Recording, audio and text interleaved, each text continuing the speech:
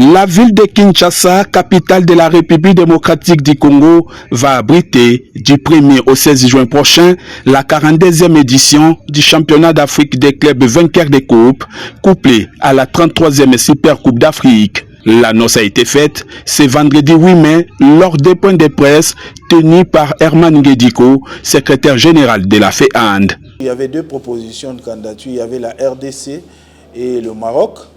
Mais le comité exécutif a choisi la RDC. Pourquoi la RDC? Parce qu'ils ont gardé de très bons souvenirs du tout dernier CAN, de la toute dernière CAN qui s'est déroulée ici. Ça s'est déroulé dans de très bonnes conditions, sur le plan organisationnel, sur le plan logistique, sur le plan... Donc tout a été très bien fait et nous avions auprès de l'IHF, mais aussi de la CAB. C'est pourquoi nous avons cette grande compétition qui est en vue. 16 clubs répartis en deux versions, dont 8 chez les dames et 8 autres chez les messieurs, prendront part à cette compétition, a indiqué le patron de l'administration de la FEAND, qui ajoute par ailleurs que toutes les dispositions sont prises pour le bon déroulement de ces grands rendez-vous. Nous sommes en train de nous préparer pour recevoir des grandes équipes venant du Maghreb, venant de toute l'Afrique, de l'Ouest, de l'Afrique centrale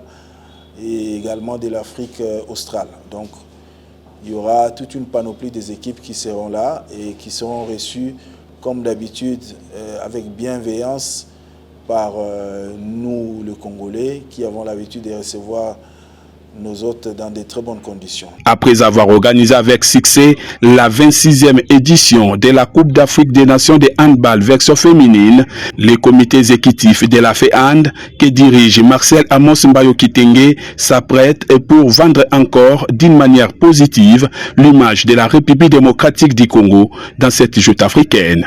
Nous devons faire de notre mieux pour pouvoir bien organiser les choses. C'est vrai qu'au niveau infrastructure, il y a une visite, mais nous sommes en train de travailler pour finaliser les petits travaux qui restent à faire dans nos deux gymnases pour que la RDC soit à même de recevoir ces 16 équipes.